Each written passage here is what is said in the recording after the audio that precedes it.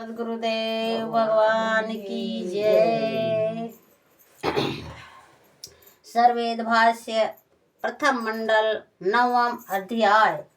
दृश्य दृश्य सब ठाम में जब इच्छा जस होय, देह न प्राकृत ताहि की कवन पुरुष वह सोय। व्यक्त संसार और अंतरिक्ष या आत्मा में स्वच्छंद गति से अपनी इच्छानुसार अव्यक्त रूप से प्रकट होकर उपदेश देते हैं। अव्यक्त रूप में उनके शब्द स्पष्ट प्रकट होते हैं, जिन्हें उनके आत्म समर्पित भक्त अनन्य शरण अधिकारी जानते हैं।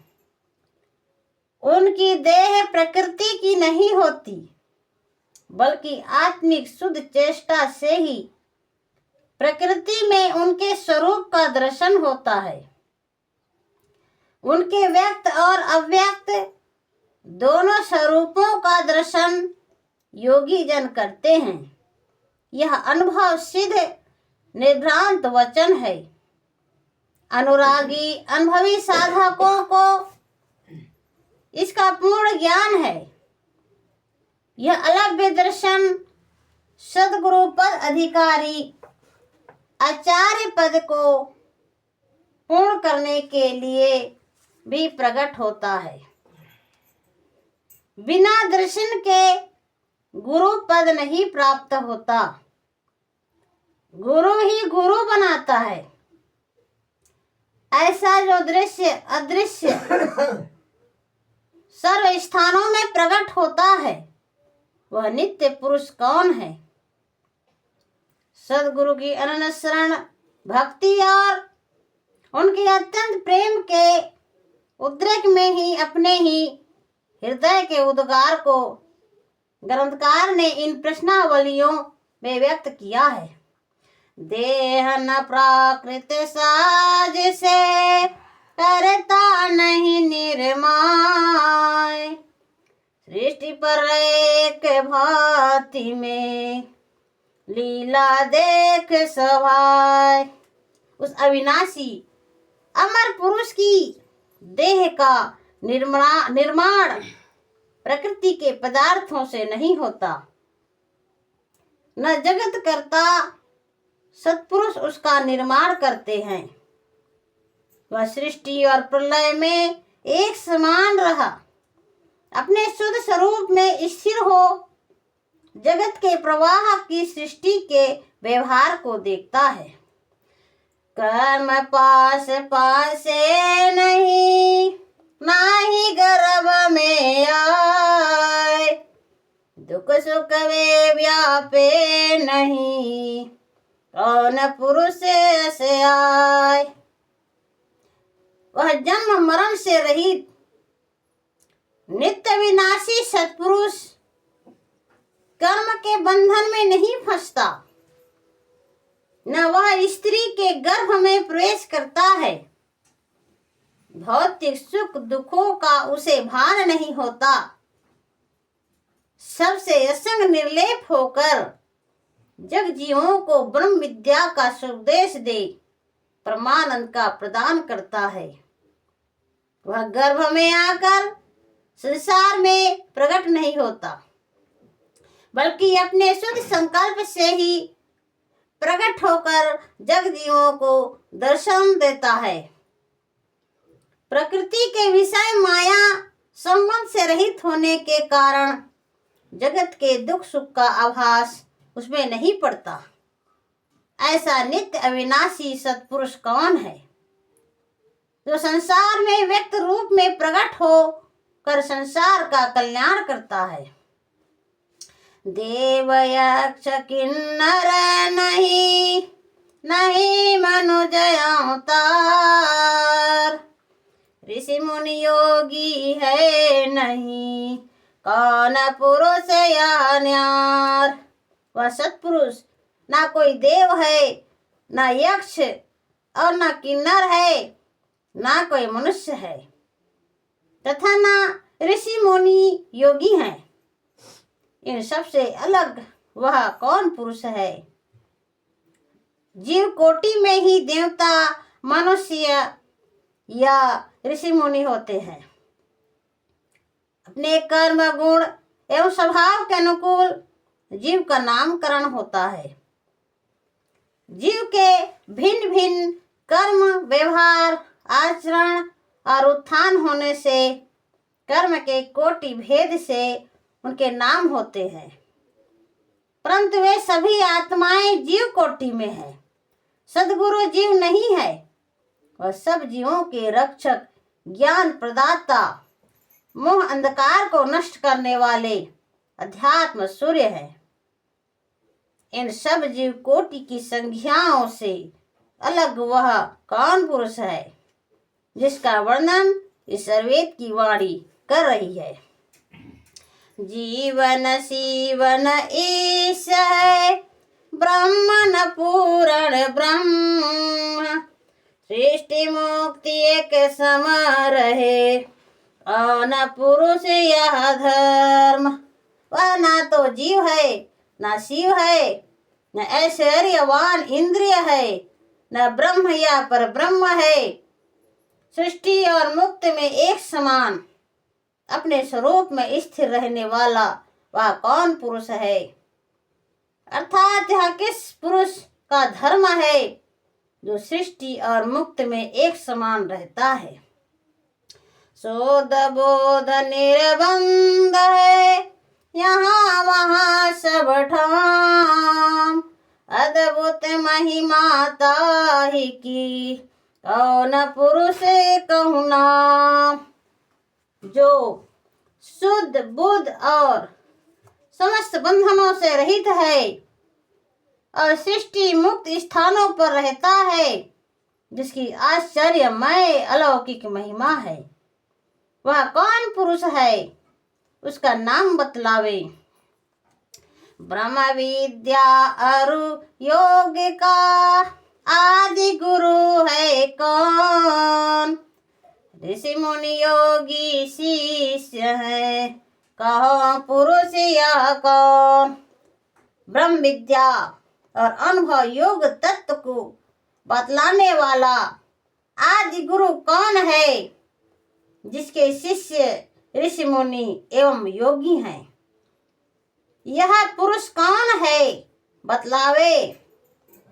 ब्रह्म विद्या योग मार्ग का आदि गुरु कौन है? यही प्रश्न इस दोहे में किया गया है। इस प्रश्न का समाधान तत्वदर्शी विद्वान करें। जाके मुख से निकाल कर ज्ञान सकल जग छाय, वही ज्ञान श्रुति मंत्र है, वही सब ग्रंथ में आए। जिसके मुख से ज्ञान निकल कर समस्त जगत में फैला और वही ज्ञान वैदिक मंत्र दृष्टाओं द्वारा वेद मंत्रों में और विश्व के समस्त ग्रंथों में आया। चारों युग में प्रकट हो सारे शब्द उपदेश, करे मुक्त जग जीव को पहुँचे अपने देश। जो चारों युगों में प्रकट होकर जग जीवों को सार शब्द विहंगम योग का उपदेश करते हैं, जिसे वे सर्व जीव मुक्त होकर अपने देश निज धाम अमर लोक को पहुंच जाते हैं। ऋषि मुनि महिमा जासुकी गावे चारों वेद, नित्यनादि वह पुरुष है, सदगुरु भेद। ऊपर के जिन दोहों में जिसके लिए प्रश्न किए गए हैं कि वह कौन पुरुष है, इसका उत्तर उस दोहे में दिया गया है।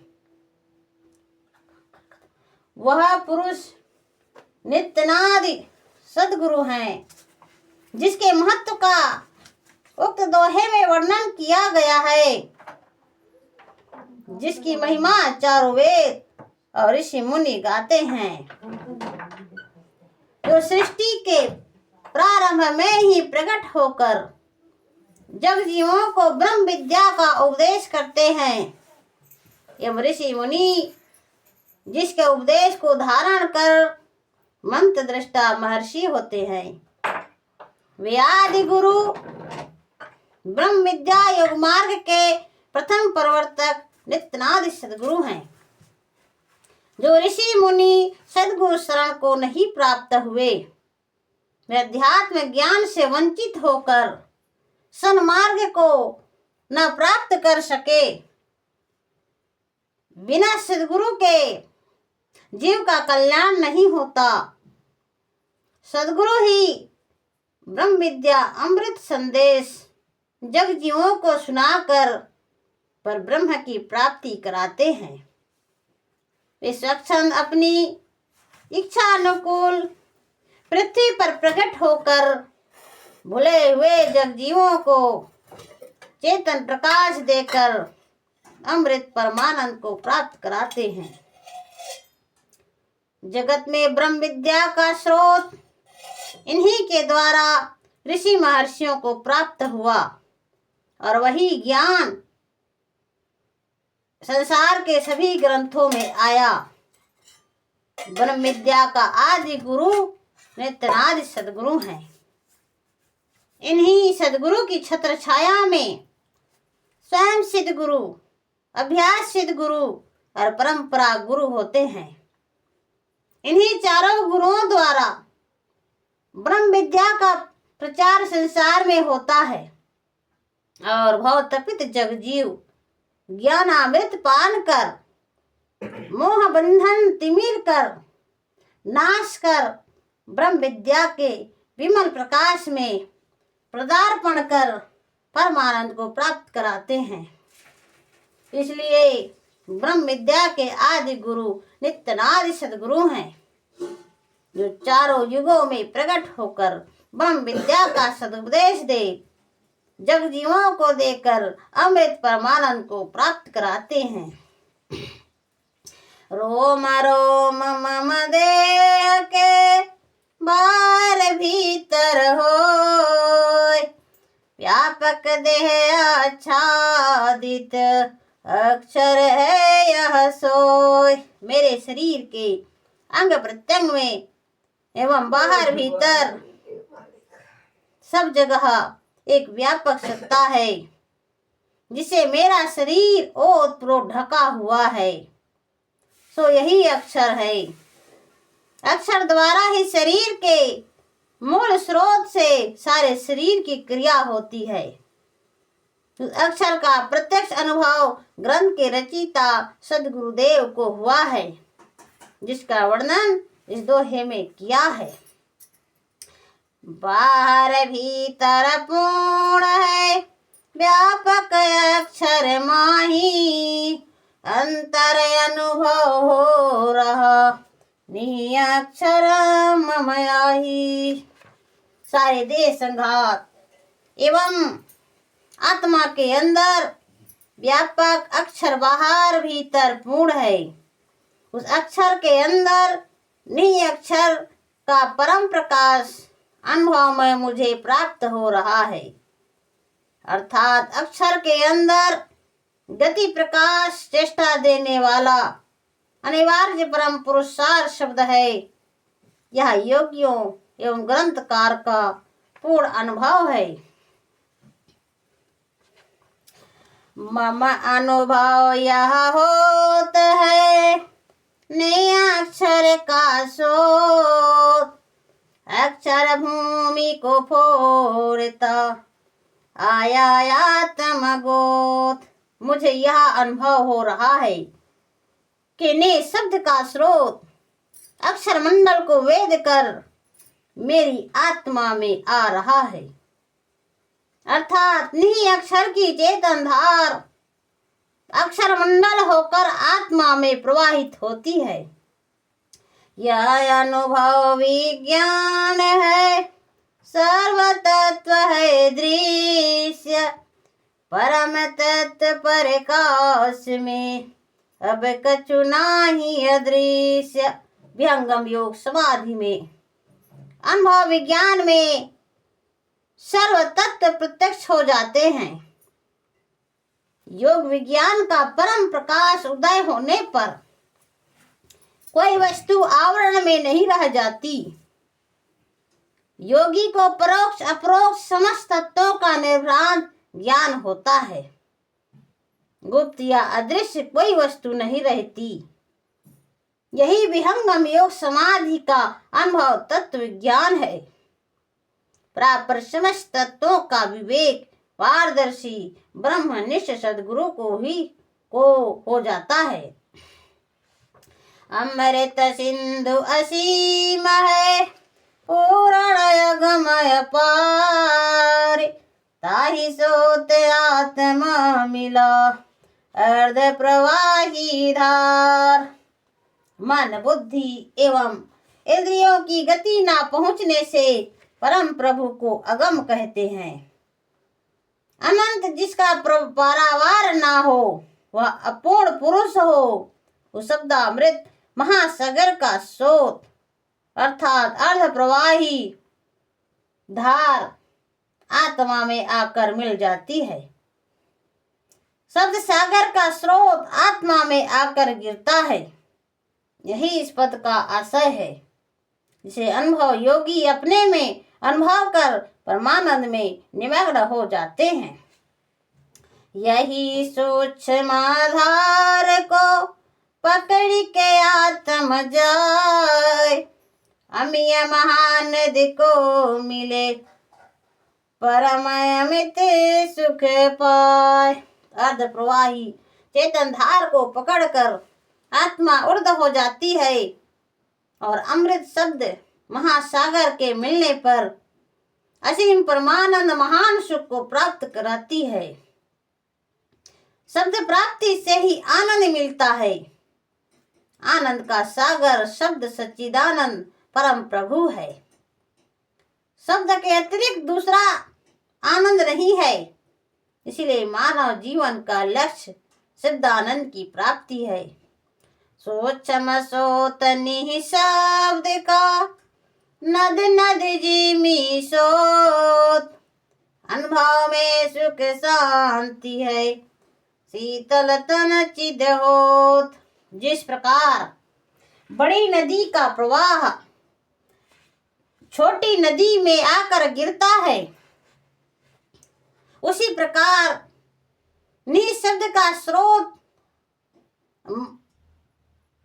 सूक्ष्म स्रोत मन आत्मा और शरीर में आकर इसे पूर्ण तृप्त कर शीतल मधुमय कर देता है।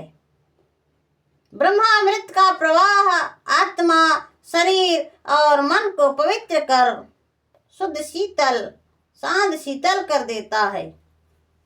योगी जन इस सोम प्रवाह को प्राप्त कर सदैव आनंदित रहते हैं। इसके प्रवाह अनुभव में अत्यंत सुख और शांति की प्राप्ति होती है। सुषमन प्रवाह के पश्चात चेतन मुख से निशब्द की धार नीचे गिरती है। वह सोम रस है, जिसे योगी जन प्राप्त कर जन्म मरण के ताप दुख से छूटकर परम पवित्र शीतल हो जाते हैं।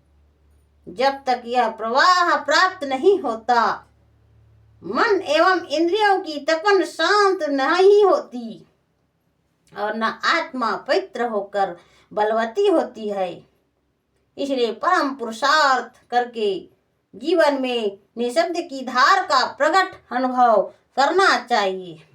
अक्षर में निशब्द का अनुभव कीजिए भेद, गगन मंडल को चढ़ी चलो, छूटत जग का खेत। विहंगम योग के संधि भेद के ज्ञान से अक्षर और निशब्द का भेद ज्ञान प्राप्त कर अनुभव के दोनों तत्वों का मंडल भेद का ज्ञान करके ऊर्ध्व चेतन मंडल को चढ़ चले। जिसे संसार का त्रिविध ताप नष्ट हो जावे।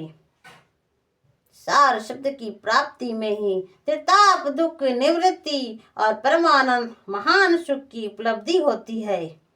यंत्र यंत्र अनूप है, वाणी मधुर अमोल, राग रागनी सब बने, अनहद वाणी बोल। इस अखिल ब्रह्मांड को चलाने वाला यंत्र रूपी सार शब्द है। उसी अक्षर रूपी यंत्र से समस्त राग रागनियां, अनहद और भौतिक समस्त वाणियां प्रकट होती है। अनहद नाद स्वर एवं सर्व वाणियों का आधार परम पुरुष सार शब्द है।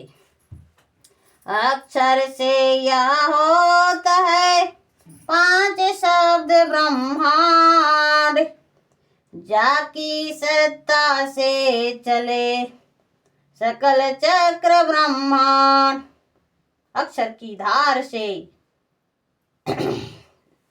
अक्षर की धार से ही देह ब्रह्मांड में 5 शब्द बनते हैं। 5 शब्दों का कारण अक्षर नाद है। अक्षर सत्ता से ही यह समस्त अखिल ब्रह्मांड चक्र चल रहा है। अक्षर का आधार निशब्द परम पुरुष सार शब्द है।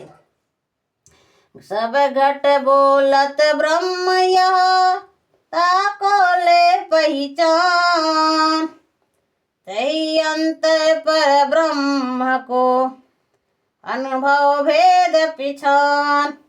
सारे देह संघात तथा आत्मा के अंदर वह शक्ति कार्य कर रही है।